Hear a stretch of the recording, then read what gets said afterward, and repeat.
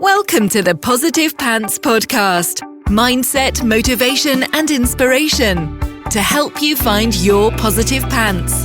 Let go of negative thinking and stop living for the weekend. With your host, Fran Excel.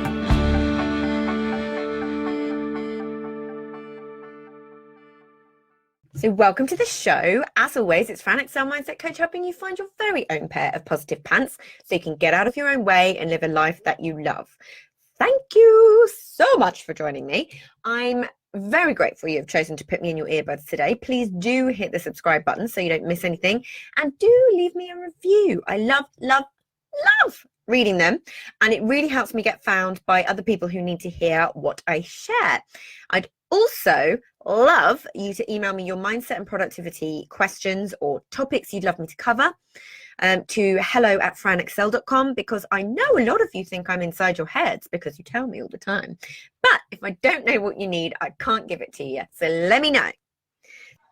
There is more than one way to do something. I know you're thinking, well, yeah, obviously, Fran, but bear with me here. You may consciously know there are different ways to do different things. But if you want to do something in particular, something specific, and you have unconscious programs running, telling you all the things that you can't do as if it's just a fact, what happens?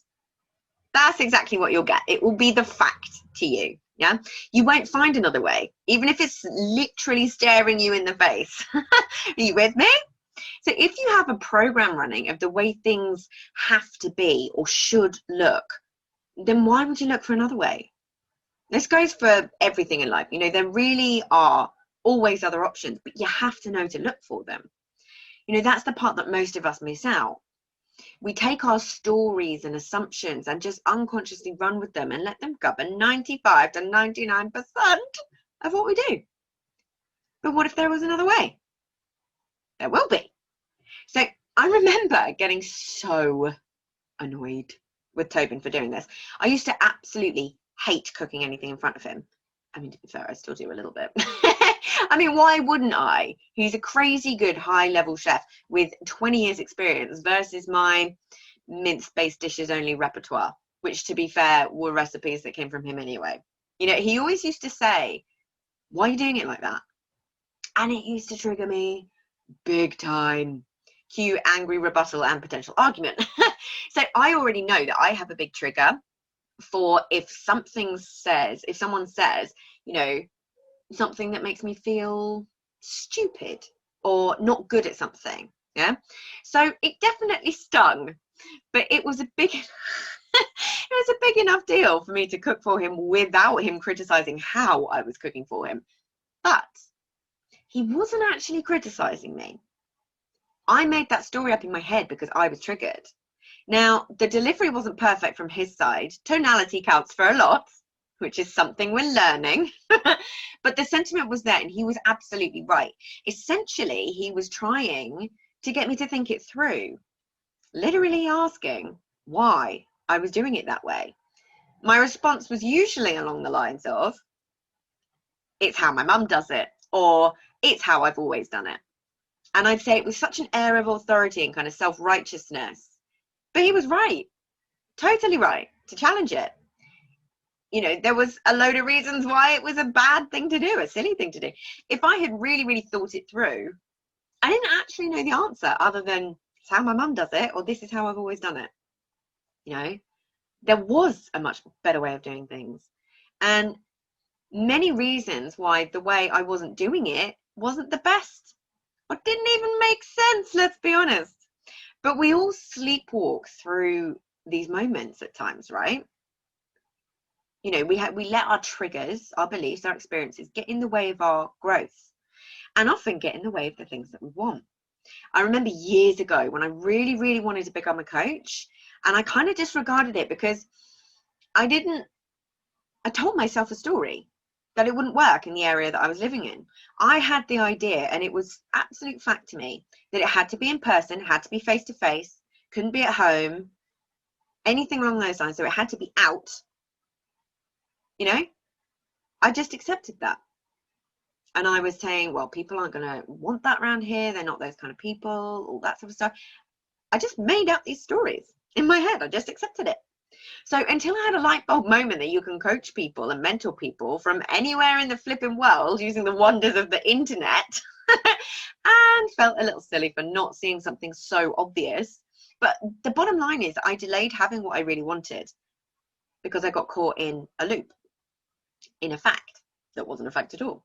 This is why it's so important to have people around you to challenge your ways of thinking. If they don't, or you don't learn to do it for yourself, you'll always repeat loops. You'll always do things the way you've always done them, rather than trying to find a potentially better, more efficient, more beneficial way to do things. So my example was cooking, and coaching, but this really does apply to everything.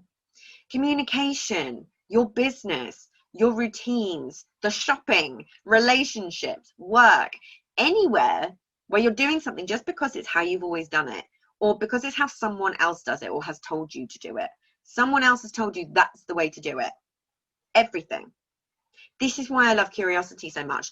The more curious you are, the more you question everything, the more you challenge things, the better life gets, because you find other ways of doing things, better ways.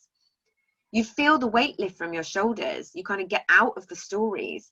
You stop doing the things that you don't like or don't want to be doing. You find another way. There's always one.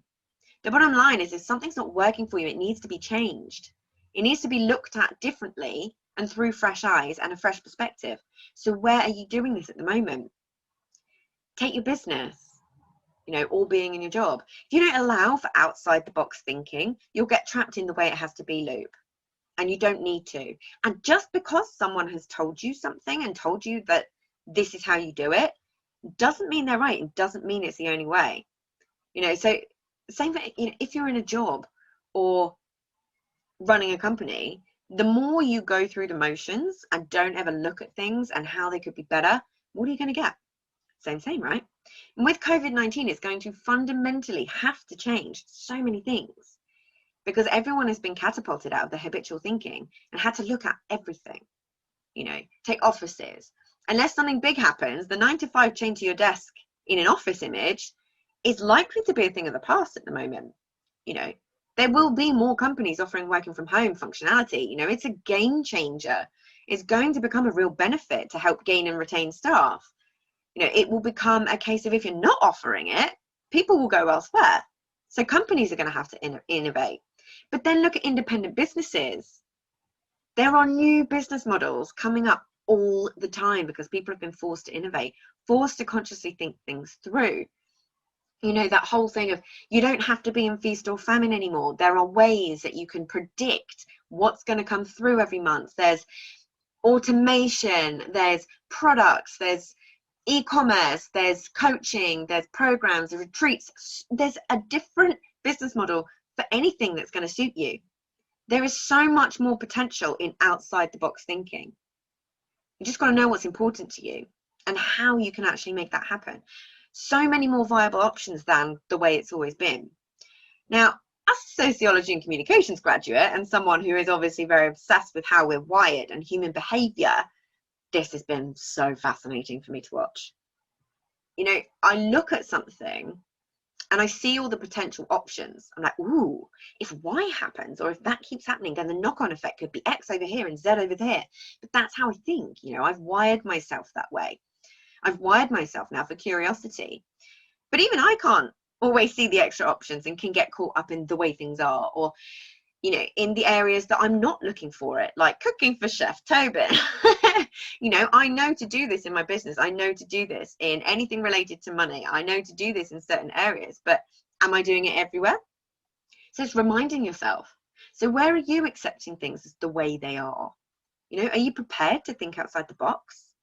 There are so many opportunities to be had if you're ready to take them. Business is not the way it was. Corporations are changing.